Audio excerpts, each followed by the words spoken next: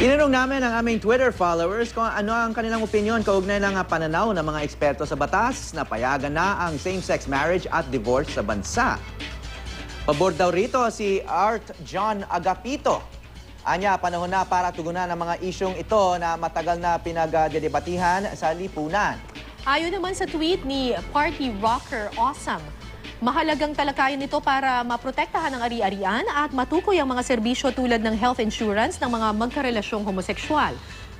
Hindi naman sang-ayon si Arnold de la Cruz sa pagsasama ng magkaparehong kasarian. Labag daw ito sa relihiyon at hindi nakasaad sa Biblia.